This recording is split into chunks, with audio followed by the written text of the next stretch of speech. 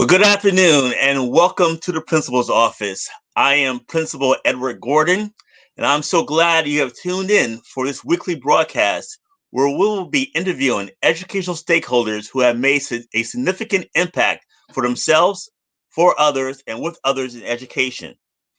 In the book, The 15 Invaluable Laws of Growth, written by Dr. John C. Maxwell, he talks about the law of modeling. The law of modeling states it's hard to improve when you have no one but yourself to follow. A good mentor is a worthy example, available, has proven experience, possesses wisdom, provides friendship, provides support, and makes a difference in people's lives. We believe there are many outstanding leaders in this world, and weekly we want to highlight those leaders. Leaders that will help us provide models of excellence for others. Today, I am grateful to have another great school leader on the show with lots of energy who is making a significant impact in his school community, Principal Charles Ross. Good afternoon, Principal Ross. Good afternoon. I'm so glad you're able to be on the show today, and we're going to start off with a brief introduction of our guest. Charles Ross is the principal of Edison High School in Edison, New Jersey, where he leads a staff of 225 staff members and serves a diverse student body of 2,000. Under his leadership, he has closed the achievement gap and created opportunities for his students to attend top-tier universities by implementing a rigorous curriculum which includes AP courses, the Science, Technology, Engineering, and Mathematics Academy, and AVID, Advancement via Individual Determination, a college readiness system designed to increase the number of students who enroll in four-year colleges. Charles Ross mentors school leaders across the state of New Jersey. Prior to becoming the principal of Edison High School, he taught grades 9 through 12 history and was the assistant principal at East Orange High School and East Orange Campus 9. Help me welcome again to the show, Principal Charles Ross. Good afternoon, Principal Ross. Thank you, Principal Gordon. So the author Joseph Campbell states, if you are going to have a story, have a big story or none at all. So Principal Ross, what is your story? My big story is, I try to think about being the best that I can be and every single day getting better.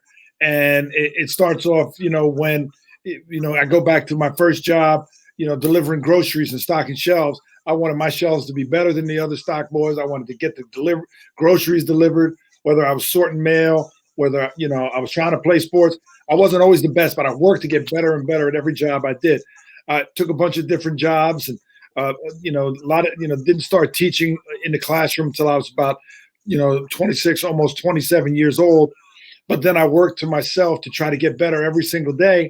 And when I got the opportunity to go into leadership, I really appreciated it and I took advantage of it. And again, kept working, trying to make a difference with kids. Decided after a few years of assistant principals to look around to find a place where I could lead my own building so that I could, create the main focuses and the culture and the culture that supports students, that's service oriented, that's about moving people forward and about believing in every student, having that, I use the concept of agape love that we have and belief in every child. And then being a principal, just trying to make this school the best it could possibly be in every single way, and just continually getting good staff members, supporting them, continually finding ways to get more kids access to rigorous curriculums. And, I used to, my daughter used to tell me, it's like a vacation every day because I love going to my job. And I always told her, I said, I know I work hard. I know I do a lot of hours when she was little. I said, but I want to be like the Derek Jeter of principals. I don't want to just win one year. I want to win year after year. And when I don't win and we're not the best, I'm mad and I want to come back and do it again. So, to me, that's kind of it. And I've been lucky to being able to serve so many families and children over the course of, the past 27 years in education. And that, to me, is my story, is the gift that I got of serving others. Very good. That's a wonderful gift. And I love the fact that you have that heart, like a care about every student, even a large student body of 2,000 students, having that heart about caring for everyone, giving everyone an opportunity to be their best, which is a great mission that you're on each and every day. Can you please share with the audience what gets you excited every day? No, what gets me excited every day is it's just a chance. I always tell the kids that every day is an opportunity to be great, and the true greatness is getting up and being great every day. That's excellence. You're excellent every day. That you're great, and it's an opportunity. Every challenge that you see, I teach them to. I'm pretty demonstrative. I say embrace the conflict. I want them to embrace the conflict, embrace the challenges, because every person that comes in your office mad is a chance for you to turn them around. Every person that feels unserved, it's a chance for you to help them. Every angry parent, every angry board member. If you look at it like that, that challenge gets me excited. When I'm now, what I do is, being separated from most of the students, with the exception of those in activities, what gets me excited, I do birthday calls for all the students. So I make a phone call home, get to hear about cake and dinner plans, and try to work my way in to get an extra plate. But during the regular school year, what used to get me excited is greeting the kids at the school door. And a lot of times with high school, we let go of some of those things that are so beneficial. Elementary principals are so well versed in understanding why it's important to be in the playground on the way in and on the way out. Sometimes in high school, we kind of think that's one of those things we should leave behind. But greeting every kid as they come in and getting to know them and practicing their names and seeing how they're doing, getting that, feel for the school every day, that gets me excited. When I see the first bus come in or I see the kids outside, it really makes me happy. Yes, that sounds good, and that's one reason why I wanted to put together this series in terms called the principal's office. Many people have this negative idea about the principal's office, about punishment, but this is where the idea should be coming. You should be talking to people, developing relationships, making those positive phone calls like you're doing to wish people, your students, a happy birthday and celebrate them. And that is a great environment to definitely have. And I'm glad that you're modeling it for your staff at Edison High School. Can you share with the audience a little bit more about your school and the success of your leadership and also your staff over the years while you have been leading them? Yeah, in Edison High School, I came. This is my 11th year serving here. They had been under a lot of different principals that hadn't been as successful. And when I came in, I brought in a positive mindset, and I called every single staff member over the summer. I was lucky enough to start on July 1st, and I started calling every single staff member with the question. And I said, "What's great about Edison High School?" It became our motto. I branded on the pins. I always throw it out there at the end of a lot of my different videos. It's how we end every faculty meeting on a positive note. But it got all of the staff who was frustrated, as many times educators are, who was annoyed and wanted change and didn't like things. It got them talking about what mattered to them most. And it got them talking about the things that were working. And I always felt that if you build on the positives in a situation, you can crowd out negatives. And if, behavior and issues like that, if you focus on what the child's doing well and give them opportunities there, the negative things that they do in terms of a school focus get crowded out by working on their strengths. And I thought the whole school did that. So I worked in there to listen. And at the end, of course, I got to hear things that needed to be improved. And I, first off, set up a high set of expectations for respect and behavior, which have been let go, but also a high set of expectations on the repeating to people, why are we in the building? We're in the building to learn and to help every child. We're not in the building to sort kids. We're in the building to make each child grow. I talked about early on moving the entire bell curve. Sometimes we were in choice status back in the old, no child left behind thing, and people were leaving the school. And a lot of times we used to focus on those kids on the cusp to try to get them over. But I said, we have to bring the whole curve forward in order to have lasting success, because it becomes about something different. So started to identify where were the areas that we were blocking kids from getting into the curriculum. And there was a very rigorous placement system. And so if you came from a different district, most of the time you would get placed down in a lower level. And a lot of our students of color transfer in as 8th graders or 9th graders and would then unnecessarily get put down at the lower levels and not being given the opportunity to thrive and be challenged. And also by sitting there and having conversations with parents, by talking with students, by inviting parents in, saying, where do you see your child? What does your child need to do to get there? and giving kids that opportunity with support, we were able to just almost triple the number of kids that passed AP tests just by providing access, because the district's criteria serve to homogenize the upper level classrooms in the sense of ability levels, and the teachers felt anybody else was weakening it. But in reality, they blocked a lot of students that even the College Board, according to their criteria, said belonged in AP classes. And the research always shows that you give the child that AP class, oh, well, my numbers went down. I had a child that got a 2, and that hurt my numbers. Well, that child that got a 2 in AP is better prepared to go to college. And they also have a better understanding of what the rigor of college is. It's not always about getting kids into college. It's about getting kids to college who can succeed in college. And that was something I think we did well. And the greatest thing that we found, and I got a lot of pushback from the district and from supervisors who said I wasn't following the rules. And then I would open this Pandora's box of everybody wanting to change. And I said, well, it's more work for me because I have to meet with everybody that moves up. But I did that. And even though we tripled the number of people passing AP tests and we increased our number of AP, course offerings, our percentage passing rate stayed within 2 or 3 points of 90 every year. So opening this up didn't cause this great academic decline or decline in scores.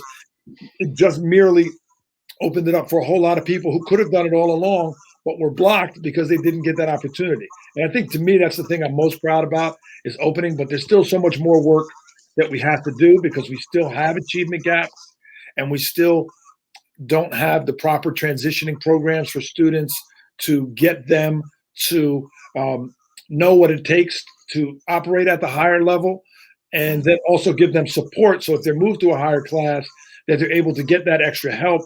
And, a lot of people talk about the Kumon generation or Huntington Learning Center. We need to be able to recognize that, 30% of our students are free and reduced lunch. Their parents are trying to make ends meet. They don't have extra money and time to take a child to that type of a learning center, give them the experience. So we have to build those things in within our structures. And I think once people realize what it was about, it started to take off very quickly, and I could get away from being a compliance, discipline, tough guy principal to being somebody that could talk about academics. And, I never forget, you always have those kids that stick with you. And I had one who was always, annoying to teachers and this or that, and his sister was my announcer, but he would come in and he told me when he graduated that the first time I met him, he had gotten thrown out of a class for doing something. And he said, you sat me down and you talked to me about something entirely different. You talked about my future. You talked about where I'm going. You talked about who I was. You asked me about my church experiences. He said, and then at the end, you told me, don't do that again. And he said, I never forgot that you just talked about me and my growth and not about what I did wrong. He said, and I realized I had to have different types of conversations, and getting people to recognize that, restorative discipline and restorative practices is something that people talk about, but great teachers and great administrators, always had that. I got sent to the principal's office in 1970, whatever, for having a fight with another friend of mine in a class with a sub. And he sat us down in front of his fraternity paddle. And we just sat there and looked at it. And we're like, who's getting it first? And he just came out and he said, and he made us wait to play the mind game. And we didn't realize it at the time. But then he came out and he says, young man, I expect more from you. He says, you're better than this. Shake hands. I know you're friends. Go back to class as friends. And I was like, wow. And so it's always been going on. It's just a matter of trying to hire people that have that understanding, that belief, and that love of students. And then, creating structures so that you can still have all these things, and students become self-regulatory because they recognize what their expectations are. And they realize, more importantly, why they need to meet those expectations for themselves. Very good. Very good. You just shared a lot of information for the audience. And I heard the fact of the importance of two-way communication, focusing on the positive, having high expectations for your students as well as your staff, and creating access, and also be able to set up systems of support along the journey. So all of that is great information to share with the audience. You are a leader of 225 staff members and 2,000 students. what advice can you share with another principal or aspiring high school principal looking at this large school environment, that lessons learned about leading such a large organization? Um, I think time management is key in the sense of identifying what is the most important work that you do and making sure that you have time that is set aside daily and almost sacrosanct for it. And being able to realize that some problems can wait a half an hour, some problems can wait a day, some problems need to be addressed immediately. Oftentimes, we want to be people pleasers, we want to solve everybody's problem. I think you have to sit there and say, no, for the next hour, I'm going to be visiting classrooms. For the next hour, I'm going to be meeting with students in need of academic assistance. For the next hour, I'm going to be talking with parents about what programs they can do to further their child's education. If those are the things that we hold most dear, and if we don't allocate, we don't earmark time for it, the everyday, exigent problems are just going to overwhelm us. And in a large high school, taking time and using names is so important. That people, you have 2,000, we're going to 2,100. You got 200 teachers getting around and talking to people individually, being visible. How are you? What was your name again? How do you say that correctly? I do a thing where I tell the kid if I forget their name 3 times, I owe them $5.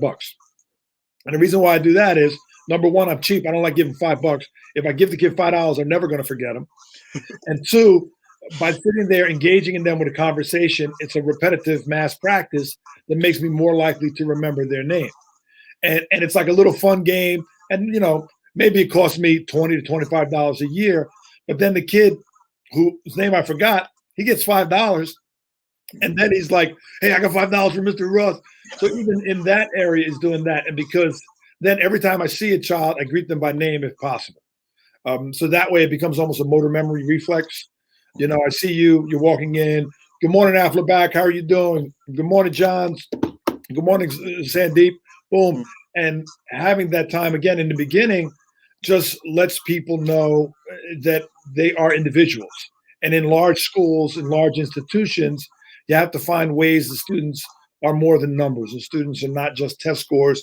Students are not just a schedule card, to use the old terminology, but that they have little homes and stuff throughout the school. And if somebody knows them and really cares about them. Yeah, that's very, very good. And as you know, the greatest resource that we have is time. And if we're not using our time effectively, things can definitely get out of whack and out of sorts within our school environments. And I like also what you mentioned, the fact that even as a student body of 2,000, taking the time to know all your students by name, that they belong, that they should be there. They're a part of the Edison High School family and community. That's very important. That's great. Thank you for sharing that. As we talk about the growth of your school and some programs that have been put in place, can you share with the audience a little bit more about the AVID program, the Advancement via Individual Determination system that you have in your school? The AVID program is not just in my school. We have feeder programs in the Edison is a large district. It's basically broken into 2 sides, and it's neighborhood districts with the exception of small little academies.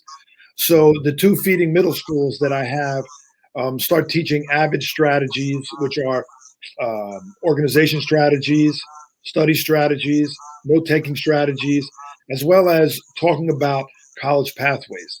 The AVID is meant for the strong middle. We have an elite group of students in the school who are pushed very hard.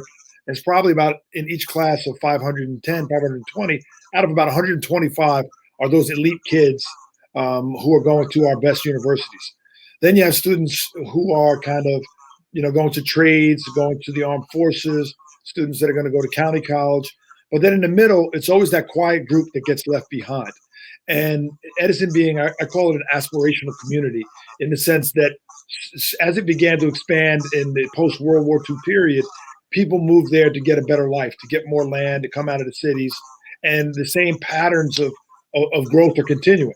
The people who have been here forever, my superintendent left Jersey City, in 1975, but the students in my school, their parents left Jersey City in 2005. So everybody's always trying to get better. And the AVID program identifies those kids in that strong middle who don't have experience in terms of being in a college pathway. I talk about, for me, I was blessed to have on one side of the family, I was the youngest grandchild, and we were very education focused. My grandmother would collect glasses, those little, highballs or whatever drinking glasses from each of the grandchildren's colleges. And I knew as a kid, looking up to cousins, 15 years older than me, someday I'm going to go buy grandma a glass and it'll go there. A lot of our kids don't have that understanding or expectation of what the college pathway is. So our AVID program is given to them in lieu of study hall, provides them tutoring from local college students, provides them with like a cohort model, and opens them up starting freshman year with trips to different colleges. So they start to see what the college pathway is. Another part of the AVID program is it's one of those supports that allow students to move up to higher levels. Sometimes it's about getting kids into the AP, but if you still have students that have been in remedial English, sometimes one bad year will get a kid put on a bad track, even though that's not where they're supposed to be. And the AVID program, by being in that, they sign a contract, the parents sign a contract that they're going to do X amount of extra work, so we move them up right away to our more academic levels. And so within that area, the school sits and supports those kids.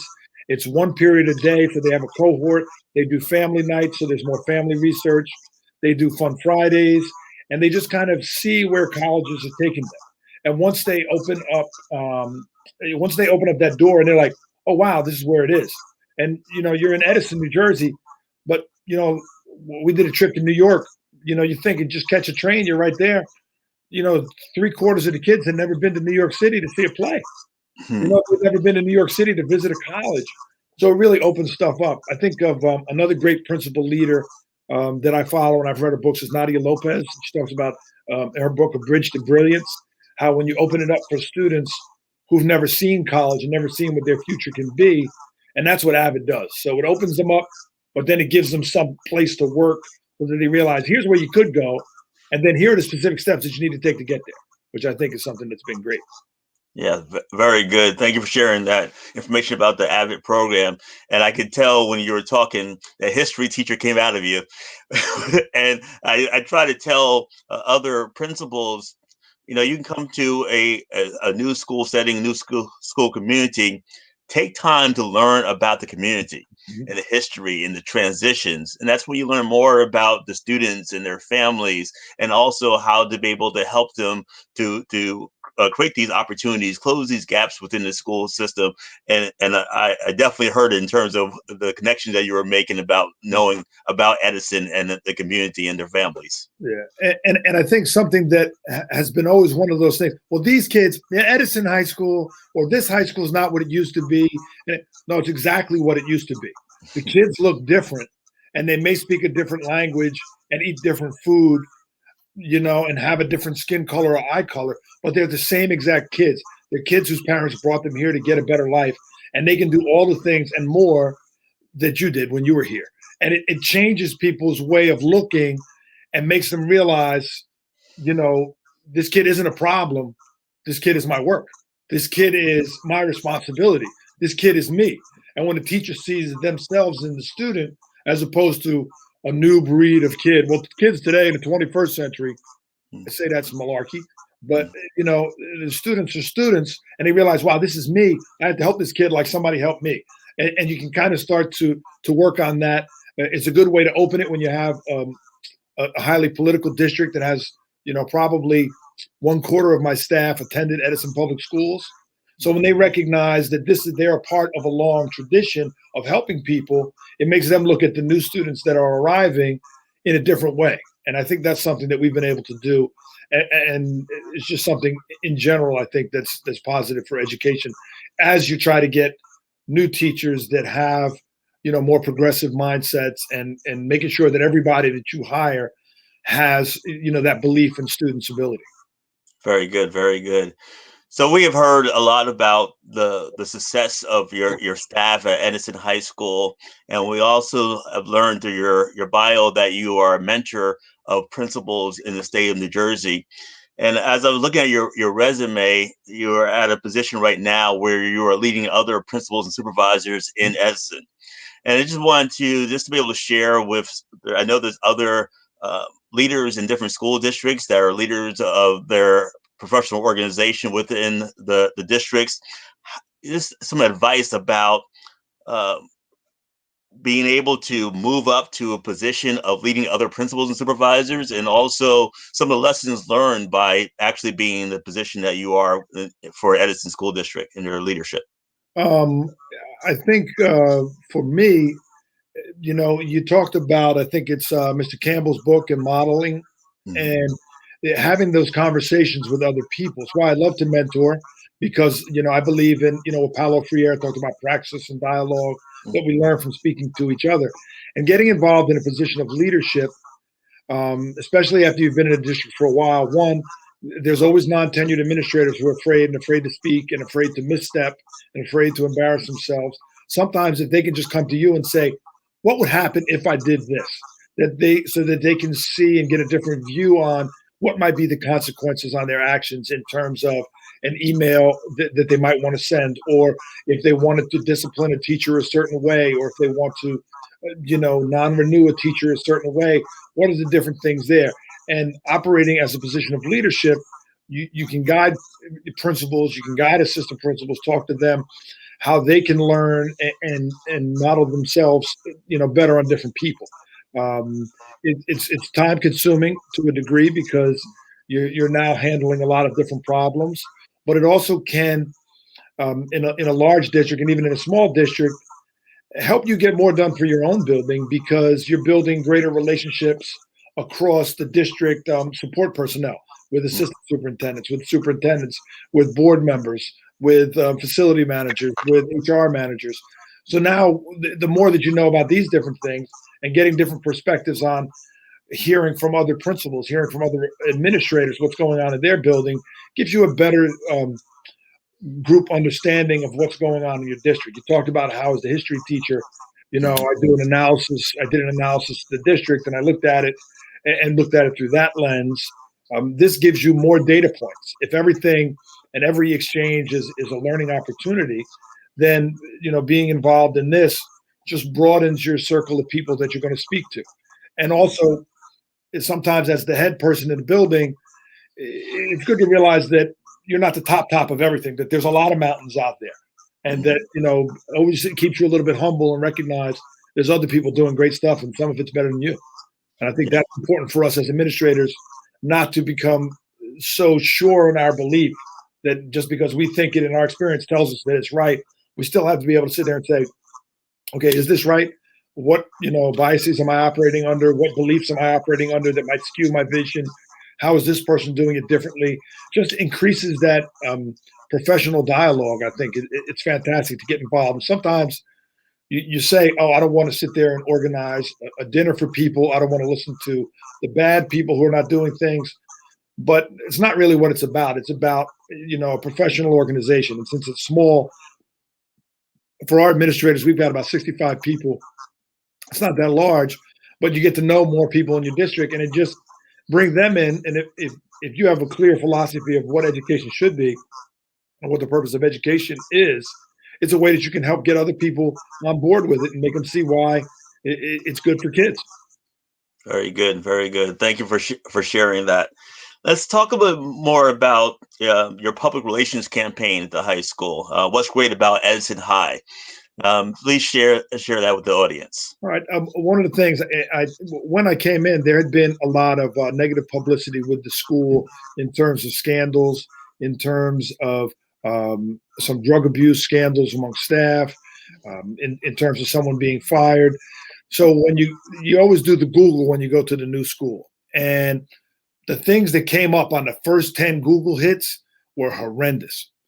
And what I want it to be is that, again, there's two sides of town. Anybody that's always had the other side of the tracks in districts with two high schools, one of them is always better than the other. I said, I don't want people to pay the extra $300,000 to live on the other side of town. I want them to feel comfortable, buying a house for a decent price and sending their kids to our schools. And to that end, we've been successful. But I reached out to public media right away. Obviously, I spoke with the superintendent and said, hey, these are the things that I'm doing. I reached out to make sure that when we were doing student recognitions. When you have a school, when you're taking over, some things fall down. Sometimes people don't do the extra paperwork to get recognition. Sometimes they don't push their teachers to go for awards. They don't push the groups to get involved in competitions that can show all the work that you're doing. So I made outreaches to a lot of different media, so that and did positive stories and talked about improving AP scores, talked about improving staff, talked about new staff. And by setting those things up, all of a sudden, those bad things that used to take place in when you Googled Edison High got further and further down the list. But it also helps me in dealing with parents, in the sense that we're always focusing on positive. And it's not just about being positive with the students, but New Jersey public education is some of the best in the world. The studies say it's the best in the country. And, I don't care about Finland and what they do there. I think the work that we do here is fantastic. And we have to make people proud of the places that we send their schools. I'm a product of public schools. My sister's a product of public schools. There's no reason to send your student somewhere else. I get, something I get personally worked up about. And if somebody's in our town, everybody's got that right. So by doing this, by reaching out to media, by making sure things are positive, that way it kind of balances it out. Because sooner or later, something's bad's going to happen. And somebody puts a bomb threat in the school, and you get in the news for that. But if it balances with other things, and if you talk about it as the positive, it just makes people have a better view of what the school is. And having those mantras that people repeat, it's something that you get from advertising, where you just get it in people's head. And it's also great for public speaking, because if you get stuck, you can just sit there and say, hey guys, what's great about Edison High School? Let me tell you. And then by that time, you've already thought of something to say. So no matter what happens, you can do it. But I do it as like a philosophy where, I'll tell the kids, hey, what's great about Edison High School? You. And then, if you do something fantastic, you get a valedictorian, you win a state championship, you get a scholarship award, then you get a little pin that says that. And then we end every faculty meeting and every department meeting on a positive note. I've done some reading from Robert Cialdini, who does a lot of things about persuasive techniques. His last book from a couple of years ago was Persuasion. And he talks about what you do before you ask the question, the way that you set it up and the circumstances of it determines people's answers. So when people are thinking about the school and they're thinking about their work, I make them always walk out on a positive about something that's successful, so that they're feeling, my job is a place where we're successful. My job is a place where we help kids. Look at what that person did. A lot of times dealing with, negativity during COVID, trying to retransition to hybrid, trying to work remotely, whether it's, an incident that takes place in the school and how it's handled, there can be a lot of emotion that comes up in faculty meetings. But always bringing it back to being able to say, hey, let's talk about what's great. And it gives the staff a chance to shout each other out. I've always got a couple in my back pocket. It gives us a chance to recognize people. And now it makes people having the conversation when they're talking about Edison High School is, oh, it's doing very well. And that's kind of like something that you can get around the district, and it really is beneficial in terms of how people look at it.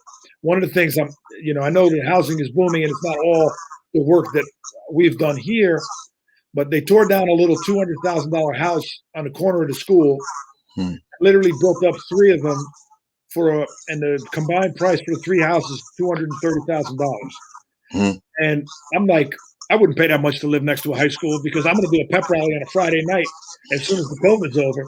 But it shows that people are willing to pay the price and move into the community, because they know we're providing every child with the education that they need. And that makes me proud.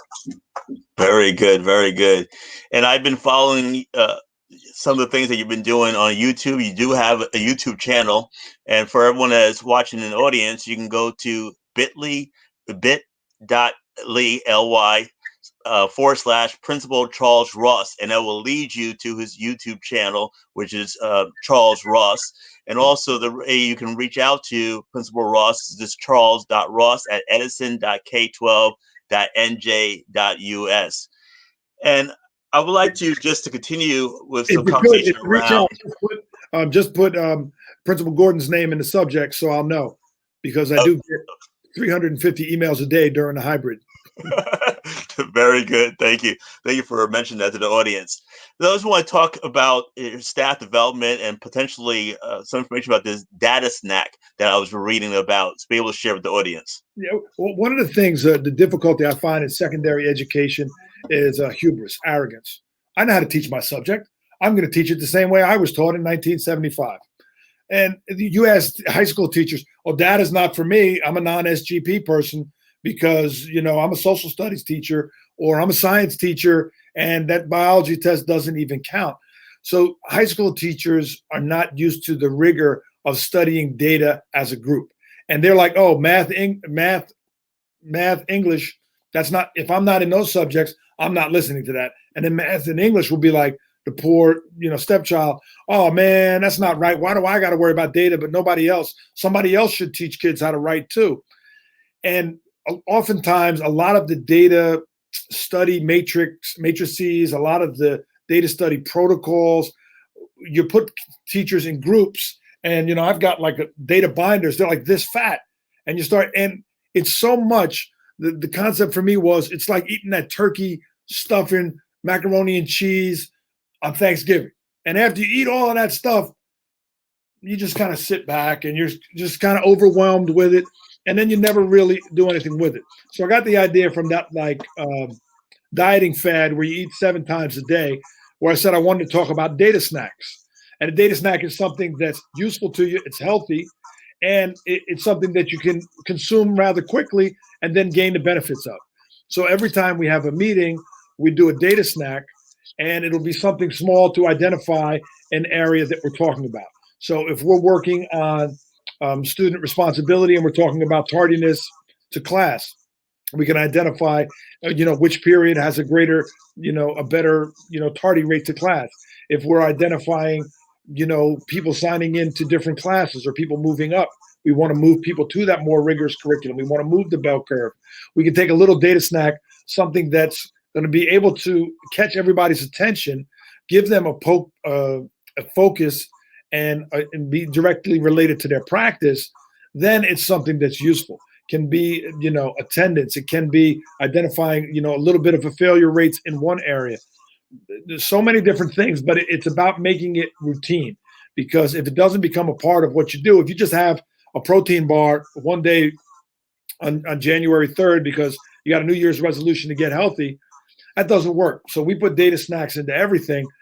And then it becomes, again, now when something positive happens and I get, a positive result, like X number of kids pass this test, boom, data snack to the superintendent and the board. Hey guys, here's a data snack. Wham. Here's what's great about Edison High School. See what I did there? I took it right back to the positive and I did this. And then sometimes when I want to hold people accountable, you can have data stacks that show where you're failing. And you can say, this is an area that's we're not improving in. Our suspension numbers for this type of behavior are up. What does that mean? What's going on with it? And instead of breaking people down and having markers and they're highlighting and then they're reporting out in their small groups and then those groups fade away, we have the data snack right there. We do a quick discussion. We get some ideas.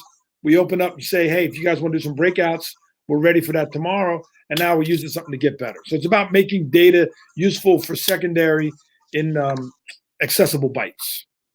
Very good. And what I always wanted to have is schools and lead schools where the staff members and everyone is hungry for data. Mm-hmm. We'll also be able to use it in every area, school culture, academics, and always be able to have that school improvement and moving the school forward. So thank you very much for sharing that strategy and technique about the data snacks, bite size, and keep it moving. Bite size, if you've only got 45 minutes, but you make it every meeting, no matter what. And then it also is a way of you holding yourself accountable. Because now when I'm getting ready for a faculty meeting, I say, guys, what's a meaningful data snack we can do in this next meeting? What data do you have? Or I can say to a supervisor, each of you needs to bring me a data snack that highlights an area of growth for you and your department. So now it's a way of spreading it down so that people can realize that the numbers do matter. And that, at first I was like, looking at this disaggregated data with no child left behind. But I realized it made us look closer to see who we were helping and who we weren't helping enough. And so by just getting people into that, making it routinized, like you said, making people hungry for it is the best way. Very good, very good. Well, Principal Ross, as we close out for this time together, this audience consists of students, teachers, staff members, aspiring school leaders, current school leaders.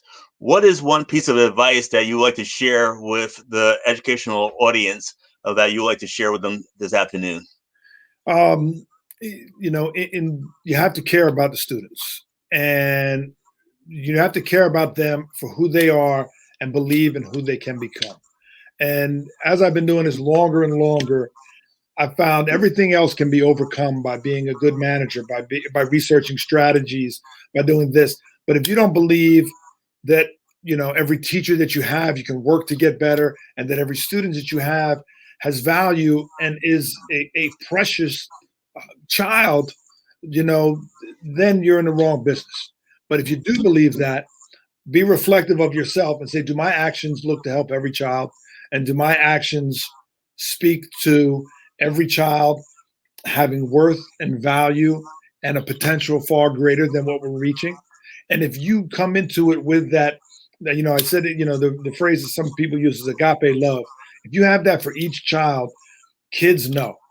And if you have to do it, and then you model it for your teachers, then you hire teachers that also have that. And from time to time, the teachers that don't meet your criteria. Most of the time, it's the ones that don't believe in the students, and you take them out, because that's, like, to me, the fatal flaw. If you believe in your students and know they can do better, then you're willing to do the work, and you're willing to own the responsibility that it is for you as an educational leader to make that child's life better, and every single kid that you get. And we aren't successful 100% of the time, but we're mad when we don't help a kid, and we're mad when a kid doesn't get better, because we know we failed them in some way. Very good, very good. Well, thank you, Principal Ross, for being on the show today, and thank you for modeling excellence for your school community. And for everyone watching, thank you for tuning in to the Principal's Office. And join us next week with another episode with an amazing educator that has done things significantly for themselves, for others, and with others. Have a great week, and see you soon. Thank you, Principal Ross. Thank you, Principal Gordon.